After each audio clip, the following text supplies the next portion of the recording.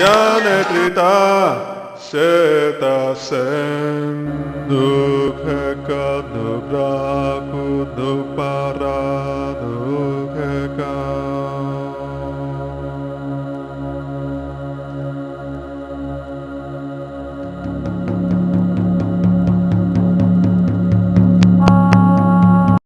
Nukheka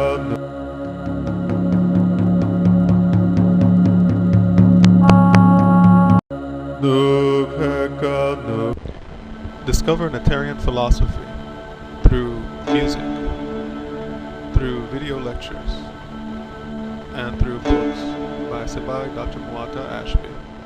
Peace be with you. Tap. Tap. Tap. Tap. Tap. Tap. Tap. Tap. Tap. Our hero welcomes our Sebai, our spiritual preceptor. It's not enough words can really express our feelings, emotional feelings, gratitude. We've been long asking for this particular occasion, and it's finally arrived. So on behalf of myself and the members of Herald and our visitors today, we would like to extend a hearty welcome to our Sebai, Dr. Martha Ashby. I hope this evening aspirants, as long as our visitors will find time to make use of this particular opportunity of having someone of this particular stature within our midst. It's not often that an occasion like this happens. I can tell you all the aspirants around the country, they are kind of cringing that Sirma is here.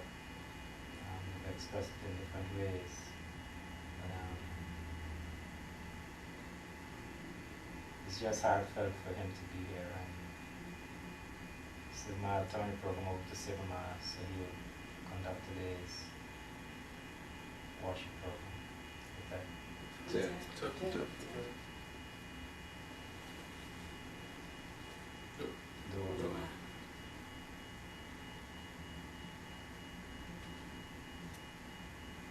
We'll begin by conducting the regular daily worship program. And through that program, I will have a few words to say. And then afterwards, after the conclusion of the program, we'll have a meditation period. And then we'll have any time for questions and answers, anything you'd like to say at that time also.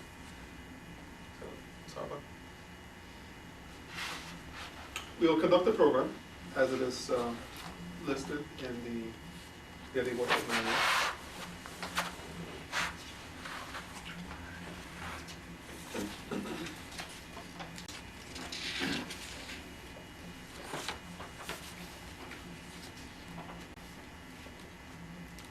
Program begins by prostration before the altar.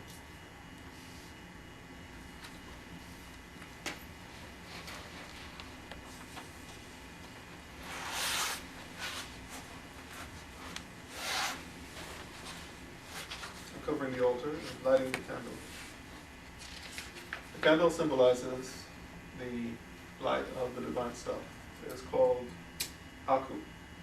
Aku means the light, it means spirit. When you're lighting the candle, you're symbolically lighting the spirit within yourself. Lighting the incense. Incense from ancient times, a special incense that comes from Kush, from Nubia, that is used for officiating at the Kemetic ritual. The land of Kush is the land of the origins, the land of the gods and goddesses. Also, that incense, the fragrance of that incense, is symbolic of your personality. You are to burn your personality up, and through the fragrance of that personality, through your righteousness, through your virtue, through your truth, that incense rises up to the divine, and that is your offering to the divine, so the divine can reciprocate to you, bring you prosperity and enlightenment. Next, pouring libation. Libation in the Kemetic ritual is a continuous pouring from one vessel to another, or from one vessel onto the ground, to the earth.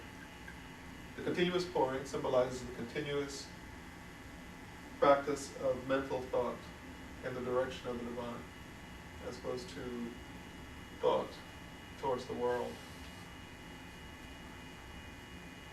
Now, usually we put a food offering here. If there is any food offering, it can be placed there at the altar. Otherwise, we will have an astral offering.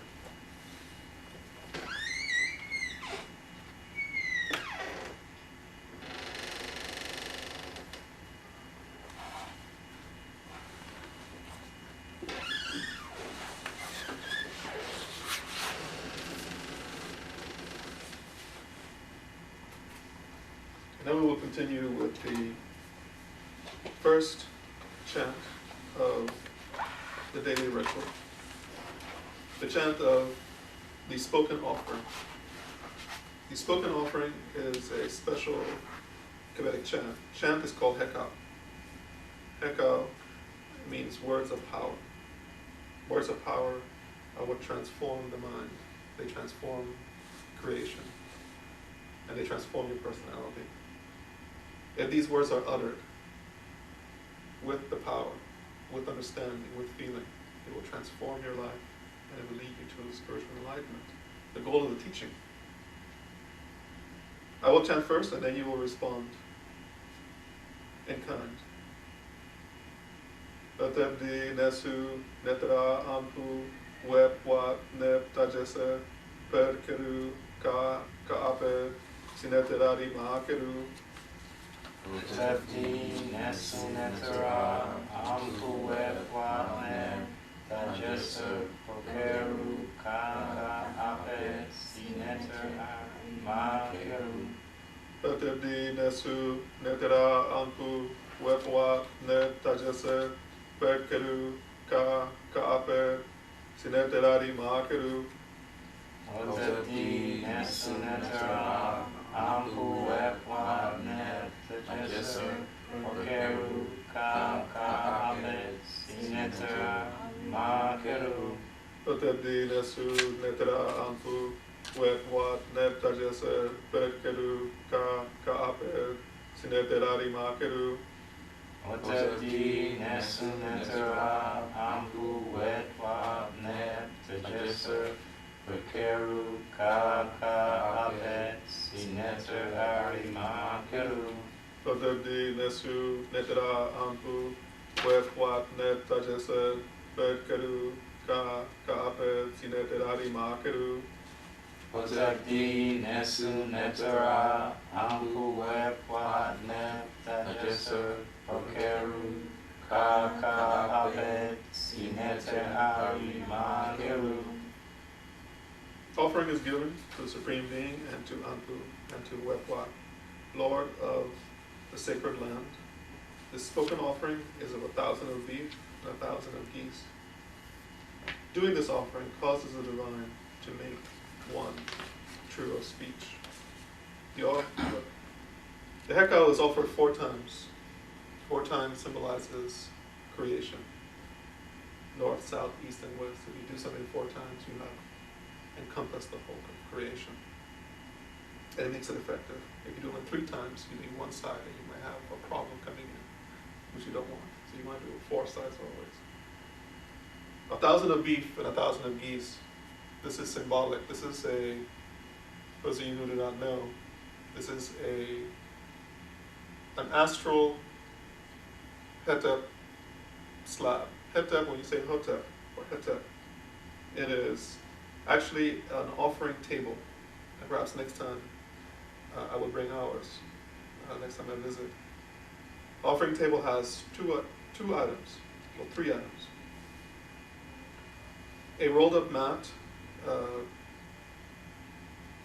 a loaf of bread, a haunch of beef and a goose, one on each either side. The goose symbolizes femaleness, and the beef symbolizes maleness.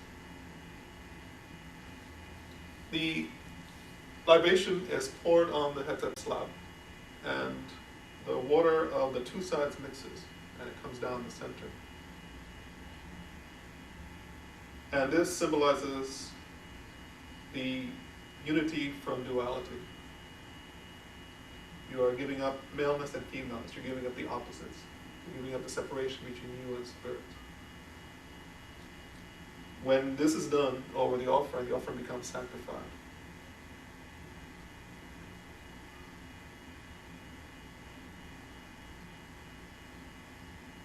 Now, we will continue with the recitation of the Ma'ur Shetaut Neter, the great truth of Shetaut Neter. Pa Neter Ua Nebejer Neteru. Pa Neter Ua Nebejer Neteru. Pa Neter Ua Nebejer Neteru. Pa Neter Ua Nebejer Neteru. Pa Neter Ua Nebejer Neteru. Pa Neter Nebejer. Pa Neter Ua Nebejer Neteru.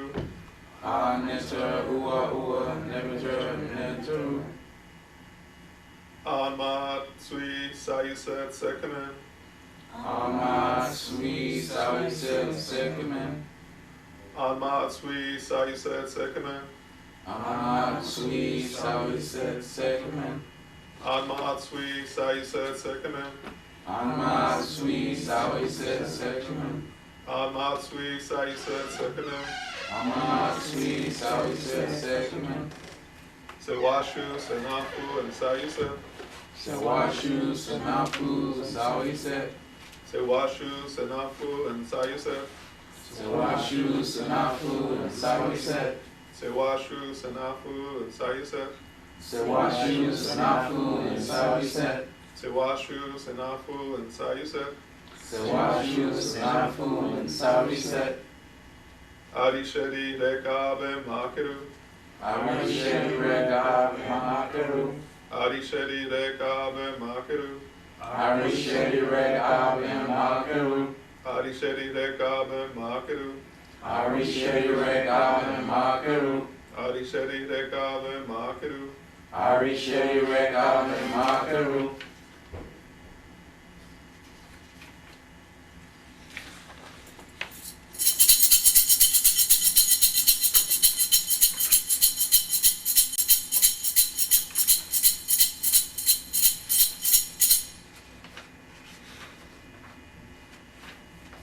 We'll move now to the daily chants. Om Amurapta. Om Amurapta. Om Amurapta. Om Amurapta. Om Amurapta. Om Amurapta. Om Amurapta. Om Amurapta. Om Asara Seheru. Om Asara Seheru. Om Asara Seheru. Om Asara Seheru. Om Asara Seheru. Om Asara Seheru. Om Asara Seheru. Om Asara Seheru. Om Ati Makeru. Om Ati Makeru. Om Ati Makeru. Om Ati Makeru. Om Ati Makeru. Om Ati Makeru. Om Ati Makeru. Om Ati Makeru. Amasu Paneter, Sapswamete Paneter, Adwanuma Keli Paharu. Amaswin Paneter, Sakumswina Paneter, Atwanima Kiri Paharu. Amasu Paneter, Sapswamete Paneter, Adwanuma Keli Paharu. Amaswin Paneter, Sakumswina Paneter, Atwanima Kiri Paharu. Amasu Paneter, Sapswamete Paneter, Adwanuma Keli Paharu. Amaswin Paneter, Sakumswina Paneter, Atwanima Kiri Paharu. Atebdis, Sinetiri Metuash. Atebdi Sineteri Metuash. Atebdis, Sinetiri Metuash. Hotep di Senatary Metuash. Hotep di Senatary Metuash. Hotep di Senatary Metuash. Hotep di Senatary Metuash. Hotep di Senatary Metuash. Duara, Duara, Duara, Kepra. Duara, Duara, Duara, Kepra. Duara, Duara, Duara, Kepra. Duara, Duara, Duara, Kepra. Duara, Duara, Duara, Kepra. Duara, Duara, Duara, Kepra. Duara, Duara, Duara, Kepra. Duara, Duara, Duara, Kepra.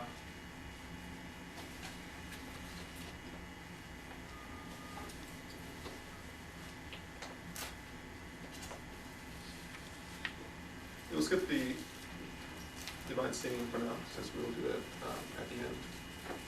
We'll go straight to listening to the teachings.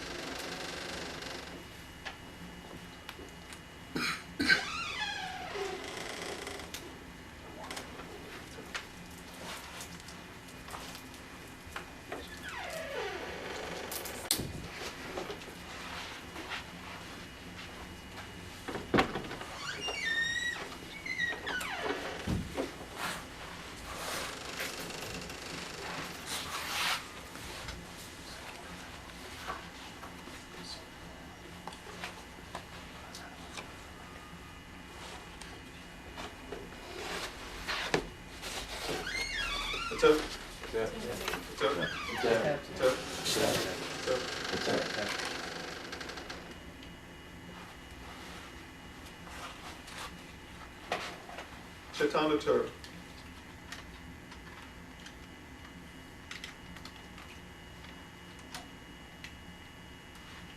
Shetaut Neter, what does it mean?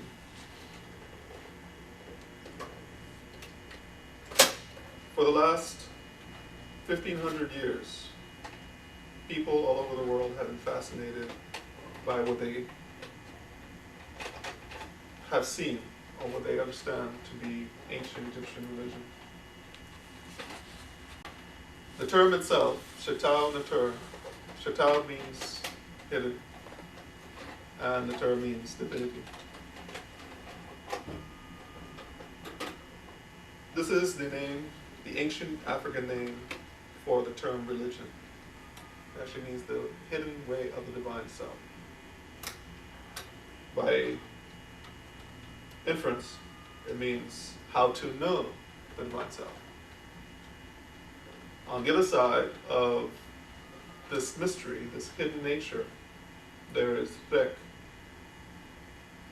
as in Drek Ab and Makeru, the number 4 line of the great truths. Drek means to know. And once something is known, it is not a mystery anymore.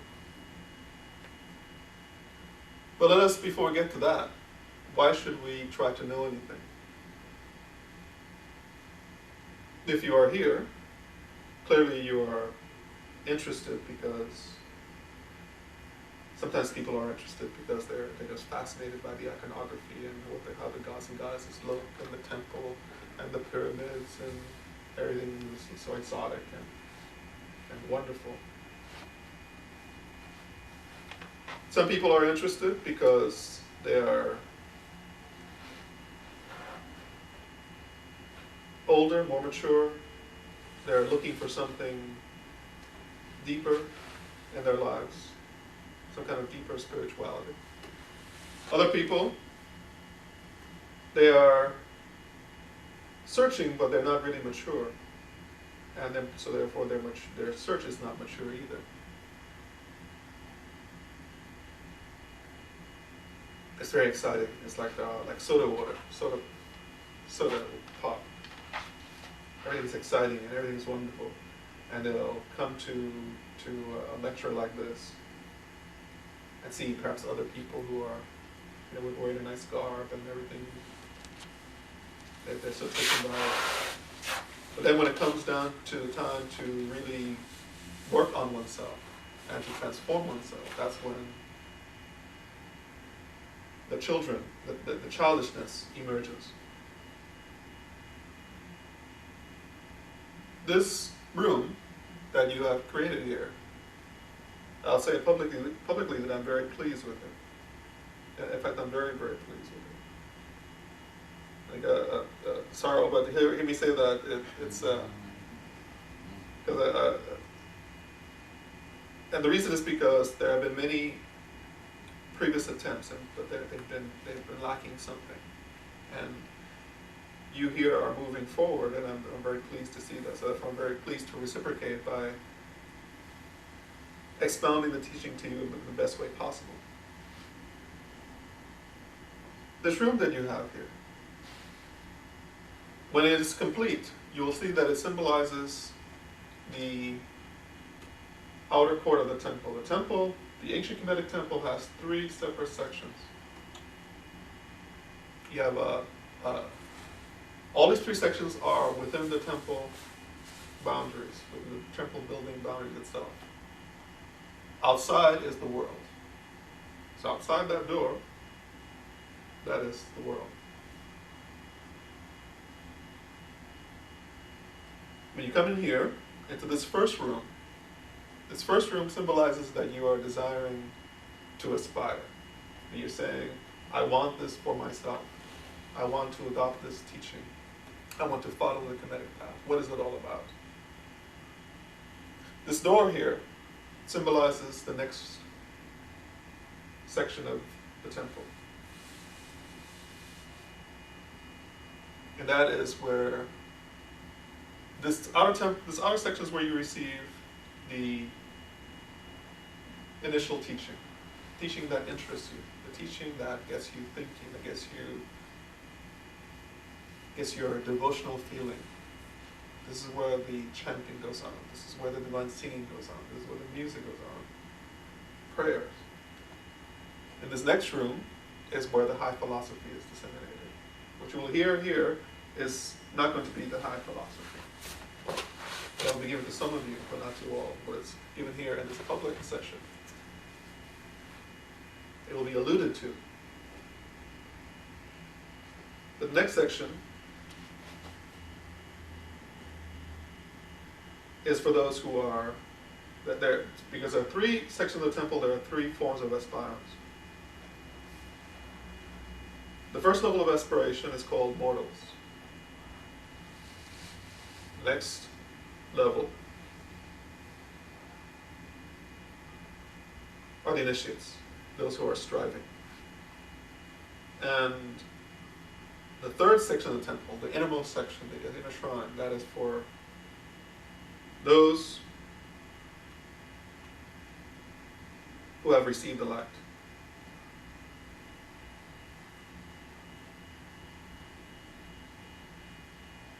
Now, I don't think that just because you don't have the next room here that you cannot progress beyond this level. What I'm saying is that in this public form, the more elevated teaching will not be given in this way.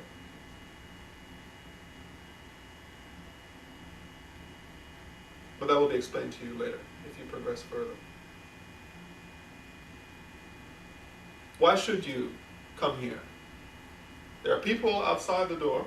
They're bringing offerings, but they're not allowed to come in. And just because you think that the door is open, you must believe that they're not being allowed to come in. There are spiritual forces that are preventing them. People walking the street outside, people driving on I-20, the highway, people going to the football game or the baseball game, whatever's going on there.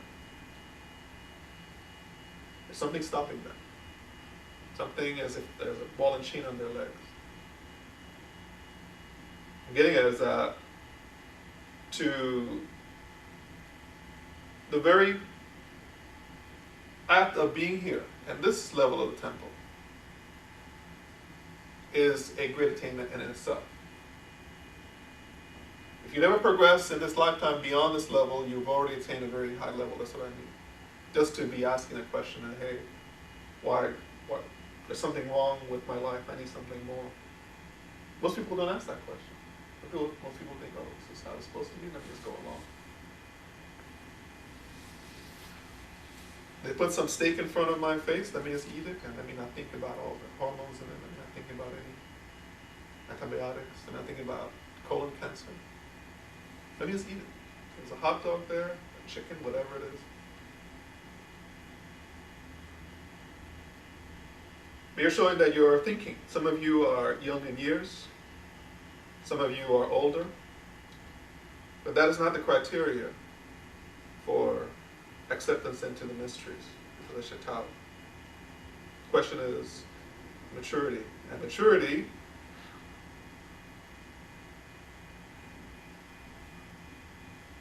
as the sign that was put up there. Morals are judged by deeds, the Kemetic proverb. What are your deeds? How do you follow the teaching? How do you implement the act to the best of your ability? Not to mean that you won't fall from time to time or that you might trip up, make a mistake or whatever.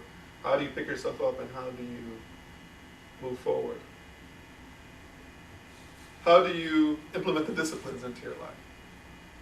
Disciplines that I'm going to discuss in just a minute. Most people are out in the world searching.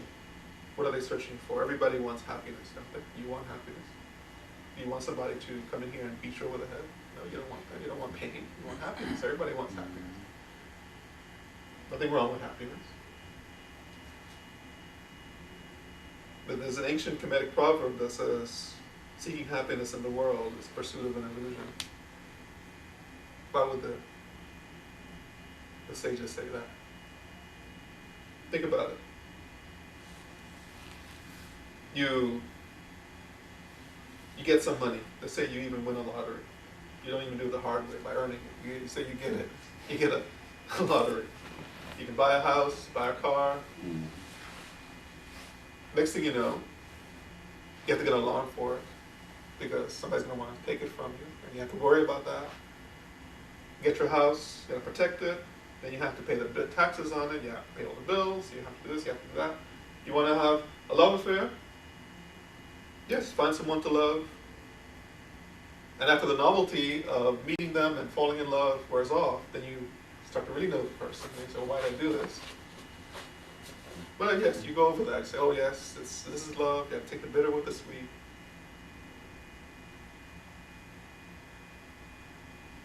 And then, as so many people do, you have your children and you do your hard work, and then you're about to ready to retire, and then your next checkup they say, oh, you got cancer. Or the stock market fell. Or your daughter had a car crash and died. There's always something in the world. And this something of the world is there to teach you a lesson, to teach you that there is impermanence.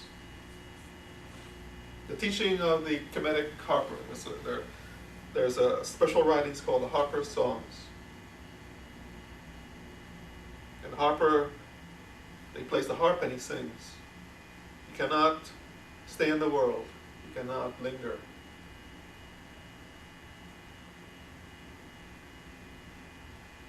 Those people who go around thinking that they're going to get rich and they're going to do this and they're going to do that, whatever you do, at the end, it is perishable. Perishable means that it doesn't last, that it's going to go away. Go to your museums. Go to your, whatever it is that has been built up here. One day you realize it's all going to be gone. What does that mean then? It's something that you should be fighting for, that you should be striving for. You should be doing something to take care of your practical realities, yes, pay your bills, all those things, but you should not be making your life out of trying to gain something in this world. There's an ancient saying, it's an Arabic saying now. Man fears time, but time fears the pyramids. Pyramids are the oldest well, they're not the oldest. The Sphinx is the oldest known monument in the world, in human history, in this human history, because there have been other histories, but in this history. And even that will come to an end. Everything, this whole world will be washed away. And you think, oh, you're going to be smart. Oh, we're going to get into a rocket ship, we're going to throw everything up there and save it. No, the whole universe is going to dissolve into whence it came. What will happen then? If you are in this room, it means that you want to ponder on these questions. The teaching has answers. You must be persistent, you must be tenacious, you must be diligent in the practice of the disciplines that will allow you to have the clarity of mind and body to be able to understand the teaching.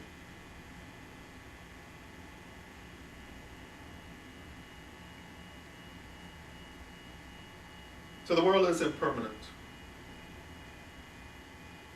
What is permanent then? What should be worth your while? What is worth your time, your pursuit? We talked about happiness. I said happiness is good. Happiness is never.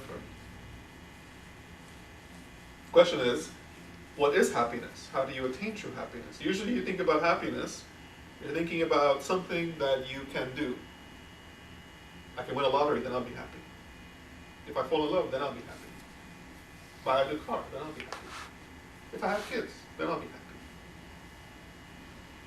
If my husband or wife or spouse or lover takes care of me, then I'll be happy. If they make dinner for me, then I'll be happy. Give me a massage, then I'll be happy. We go down the list of all the things that should make you happy. And what happens when that person is tired? Say, oh, I don't feel like getting a massage. What do you massage? Then you, oh, you don't care for me. You don't, you're not doing this for me.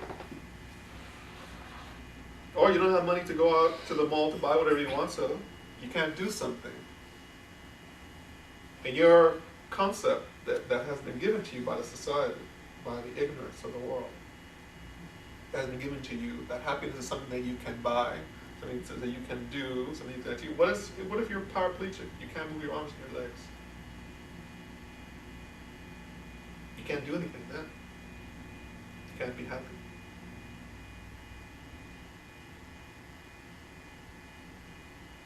Because of course, you've been taught that being in the world and your body are the reality. But we already said that this is all impermanent. How can something that is not permanent be real and true? Truth is defined as that which is unchanging. Whatever has a beginning has an end. What does not have a beginning and an end? What is it within you that is the same today as it was when you were born, as it will be when you die and beyond? Give you a little, I'll give you the answer to that, but let me give you a simile so you can understand better. If you have a tree, see this little tree. If you plant it outside, it grows up to a big tree. You cut it down for wood. You make a chair out of it. In about 50 years, the termite's going to eat it out. Chair is gone. It's just a pile of dust.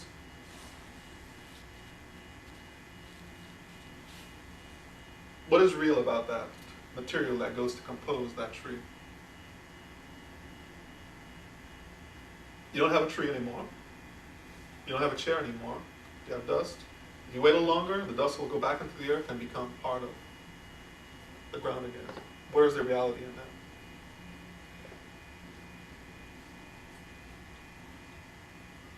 In Kemetic theology, there is a term called nu, or paut, either one of those terms. And that means primeval stuff. And that is what everything is composed. This is way before modern physics. which is now telling us that everything is composed of energy, right?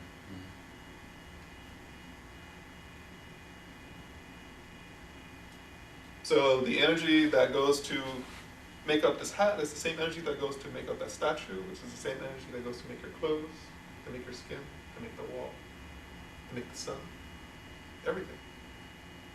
It appears to be in different forms because of its level of vibration.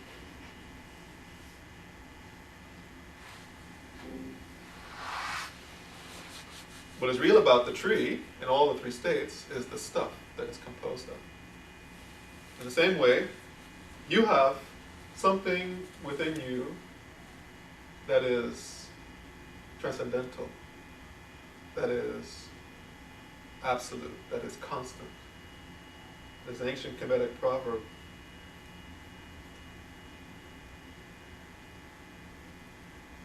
Kat erta ba erpet. That means the body belongs to the earth, the soul belongs to heaven.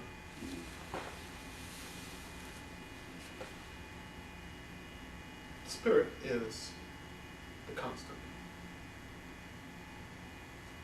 This existence that you have here is temporary. The question is, how did it come to this? How do you come from being transcendental to being temporal, mortal? If you want to stop being mortal, then what do you have to do? You have to go to the striving stage. So you can find out where that lost spirit has gone to. Not really lost, perhaps forgotten. All the disciplines are designed to help you to remember and to discover yourself. And this was the term, know thyself, Reka.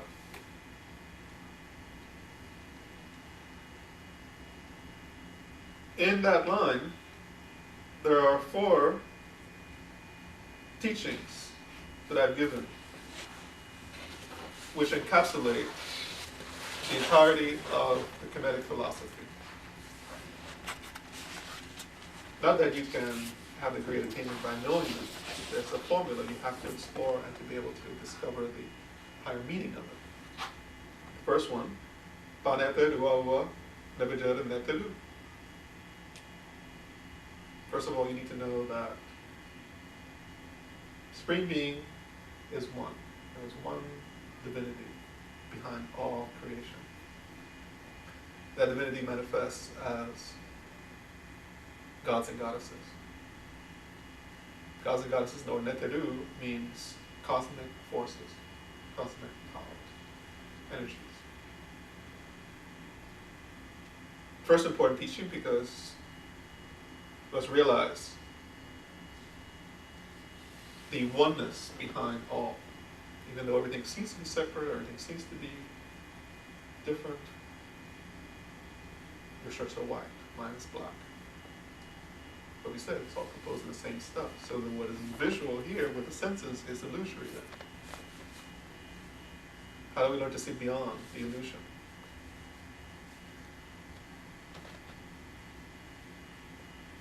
And how do we come to fall into this delusion?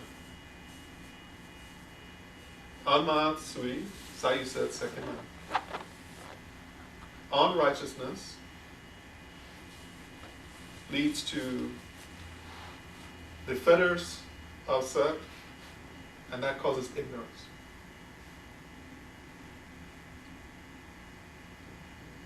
It is told in the creation myth that in the beginning, human beings were spirits, and they were sent to the earth by Ra, by God. In the beginning, human beings lived for hundreds of years, thousands of years. And then they began to feel arrogant. It's a long story short, I'm making the myth short for you right now. And because they didn't have limitations, they started becoming arrogant. Sounds similar to other stories, right? Right? But we're not going to go there today. They began to be arrogant. And then the gods and goddesses went to tell Ra about this. So Ra decided to give them watery encasements. And they say that human body is like 80% water, right? This is thousands of years ago, okay? They gave water encasements. Water encasements, living in the water encasements to give a certain kind of limitation. Along with that limitation, Ra gave one of his daughters to come to creation to help people so they can be on the righteous path. And they're on that righteous path that will lead them to enlightenment and to freedom from the water encasement.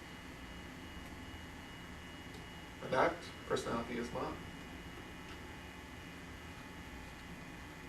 The deviation from that, unmount, means deviation from mount. The deviation from mount has led to a situation where you are caught up in the desires of the body, in the feelings of the body, in the senses of the body. And you're a slave. And that's called fetters. Fetters are vices. Anger, hatred, greed, lust, jealousy, envy.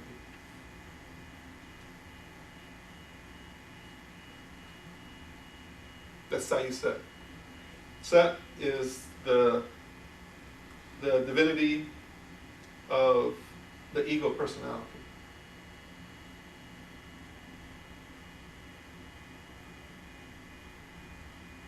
And so that unrighteousness has opened the door to those fetters. And when you exist through those fetters, exist through the vision of your body, that prevents you from having the all-encompassing vision of where you truly come from. And that causes sekemen. Sekemen means it causes ignorance. Kemen is ignorance. Kemen is a pun word on the term kem, as in kemet, kamet. Kamet means black land, kem means darkness, darkness of ignorance. It's another ancient Kemetic proverb. An gere gere kemet. There is no darkness like the darkness of ignorance. When you turn off all the lights in here, close all the windows, be completely pitch black, and even that is not as dark as being ignorant of your true nature, of your true self. Can you see where we're going with this? Why is it worse? Because at least if you're in a dark room, at least you can sit and you can breathe, and you may wonder where you are. If you're in darkness of ignorance, you're going to fall into all kinds of situations that are going to lead you to pain and sorrow.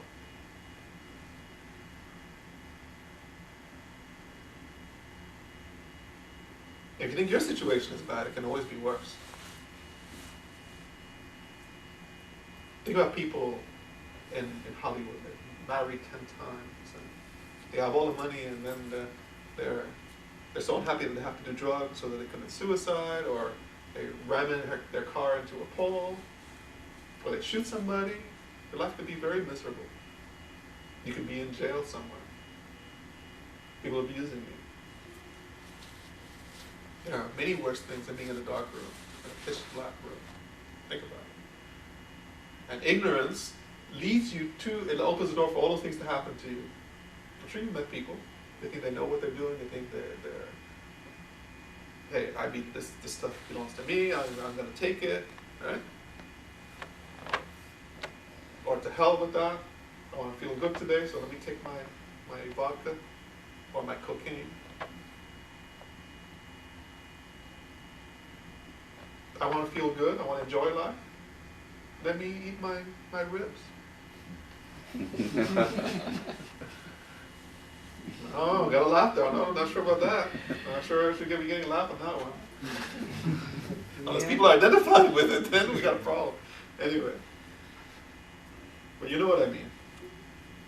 I know where things are at, and that was a struggle.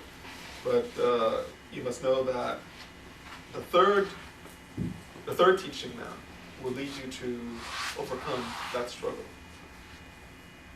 Say washu, say nafu, and sayu se.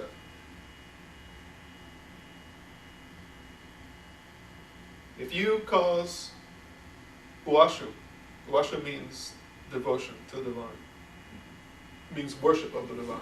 If you cause that to be in your life, then that will cause freedom. Nafu means freedom. And also means being able to breathe.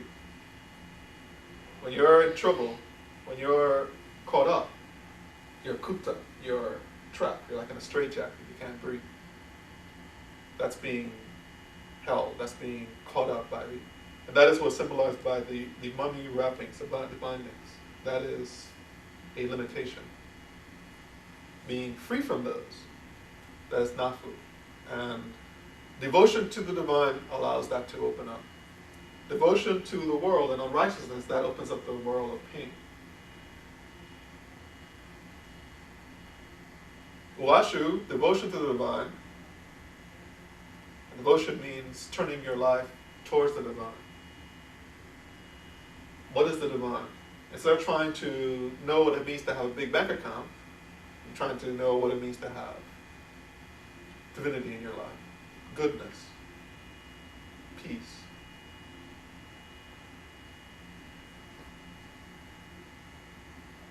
And that is what allows you to break the cycle of the ignorance and to be free from the fetters.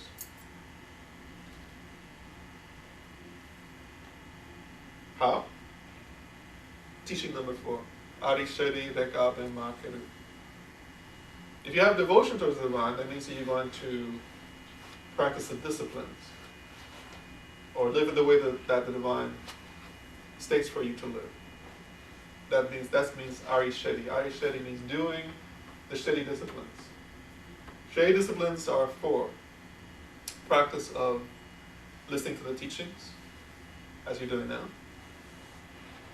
all the way up to high teachings. Devotion to the divine, the practice of the devotional ritual, the chants, the divine singing, all this is devotional practice. As well as out in the world, it means loving others as you love yourself. As also means loving nature, taking care not to despoil nature. This is all in the Mount Proverbs. Not lying, not cheating, not stealing, all these kinds of things.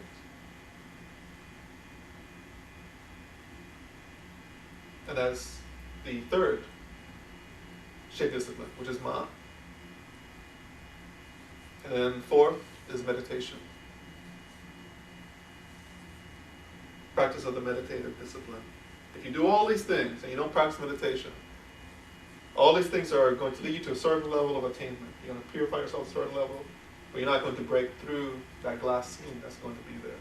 You're going to break through into the next realm of being, the next realm of, which is also symbolized by the next level of temple. There are 3 basic realms of existence. The physical realm, which is where most people exist in, and that's all they know. That's all they want to know. Many people, they don't want to know anything else, they're afraid. Next level is the astral plane, what we call the dua. And you already live in the astral plane, you experience it when you dream. You're in the astral plane. When you have a waking vision, you're also in the astral plane. The astral plane, you can actually have communion with gods and goddesses. You can have sages come and do teachings. You may see your preceptor at that time. And then there's a 3rd level, the causal plane. The causal plane is called causal because that is where the seed that causes the rest of your existence to become. It causes the thought in your mind in the astral plane, and then that thought leads you to an action in the physical world. That's the causal plane. That's the unconscious level. This is waking. The astral plane is the subconscious. Causal plane is the unconscious. Within that unconscious level, there is a fourth plane, which is transcendental. It's not really called a plane. It doesn't exist in time or space. It's called Anruta. And that is located deep within the heart of the unconscious mind, of the third plane of existence. And those who attain that level, they are able to see the nature of the divine and their oneness with creation. And if you have that experience long enough, the complete illusion of time and space is transcended. It's broken. So all the disciplines, listening to the teachings, acting righteously in the world, doing all the chanting and divine singing and the rituals, all this prepares you for that. This is not the goal. This is not the end. Making your wonderful building temple, whether it's wonderful or whether it's a little room somewhere, that is not the goal. But of course, we have our ancestors to look to for a real example. And what I say is that because what they've done by making the great temples, when you go there one day, if you have practiced the teaching properly, when you go there, somebody may have to lead you around by the hand because you might fall into a spontaneous ecstasy by being there because of the iconography, because of the grandeur, because of the size, the sheer size, because of the glory. You're going to be like the thousands of people that go there every year. They're awed by what they see and how wonderful it was, and it's spectacular. Then they go home to their lives and they act unchanged. They go back to whatever religion they're practicing or whatever it is.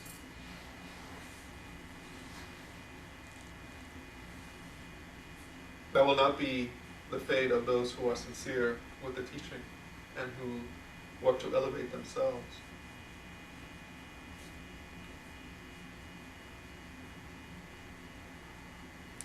So that is done.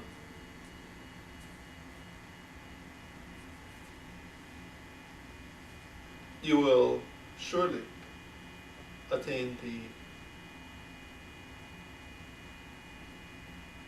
goal of the teaching.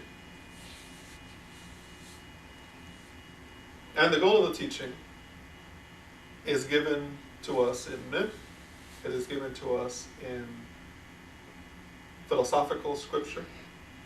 Most of you know the Purdom Haru text, the Book of the Dead. What most people don't realize is that the Book of the Dead is a book of ritual. There are 3 stages of religion that need to be practiced by everyone who wants to grow spiritually. First, there's the level of men. Again, this is where we have the 3 sections of the temple. The Trinity runs through all of the work of the temple. This is the perfection of that teaching.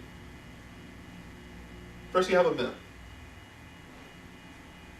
Myth is that part of your spirituality that gives you an insight into the culture of it, gives you insight into the origins. It relates you to that culture. It also has a special language that gives you insight into the purpose of life. The most important myth, there are several, but the most important myth of the Shetaut Neter is the myth of Asar. Asar was the first king of Kemet. After the creation after this creation, shall we say, there are many cycles of creation. After this last creation, Ra came into being in the form of Khepri. Khepri is, the beetle god. Beetle because beetle emerges and pushes its little ball along, pushing the sun over the horizon. Lord Khepri created creation, emerged from the primeval ocean, created creation. He gave the spiritual teaching to Jehuti. Some erroneously read the name as Tehuti. Jehuti. Jehuti is the divinity of mind. He codified that teaching into what is called the hieroglyphic text, which is called Shetaut Neter.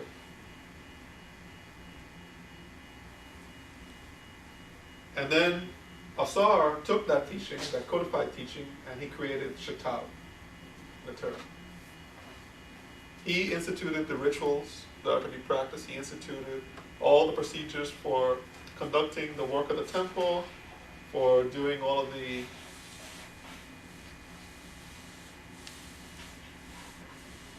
everything that is necessary to devote yourself to the divine. Asar instituted that.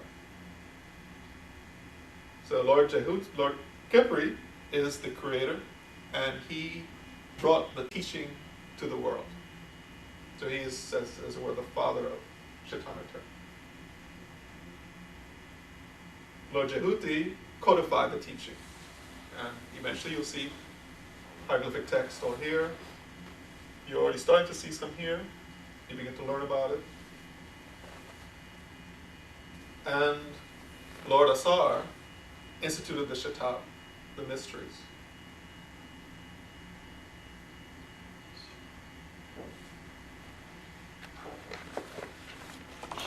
So that is myth. And I actually began to talk a little bit about the next level, which is ritual. Ritual is that aspect of spirituality that supports the myth. When we do the offering, that symbolizes the offering that was done in ancient times. The myth goes that Asar became the king, but his brother was jealous. So this sounds familiar to a lot of you also, again. His brother was jealous and killed him. And then he was resurrected. The rituals are the rituals of resurrection. The offering, the arit. Arit means offering. Arit also means the eye. The food offering. What is to be offered? Bread, wine. 5000 BC, we have the Eucharist, the Kemetic Eucharist. The offering is the reconstituted eye of Haru, the eye of inner vision.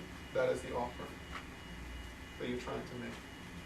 Symbolically through the bread, symbolically through the wine, symbolically through the...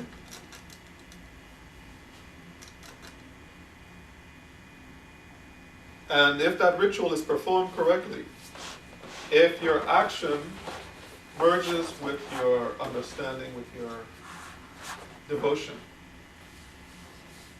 then there will be the emergence of wisdom, of understanding. There will be the emergence of mysticism, metaphysics. So I'm getting you to understand is that what most people are practicing in the world is not the full practice of religion.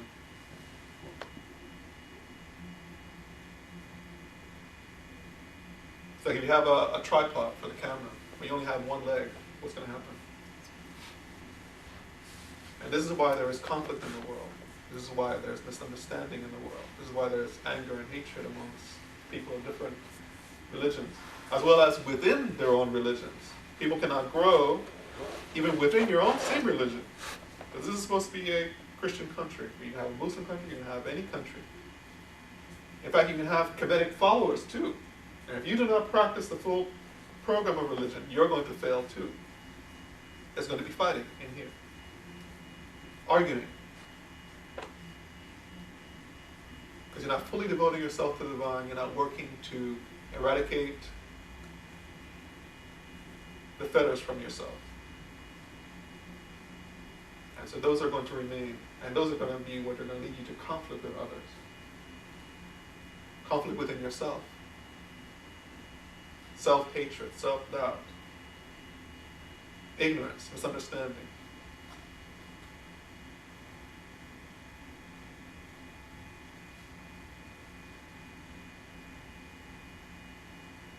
So therefore, it's important for you to understand. If you stand still, your life, the negative aspect of your life catches up with you, pulls you down, destroys you. You have to move forward. You have to elevate yourself. And that is what the practice of Shetaut Neter is all about.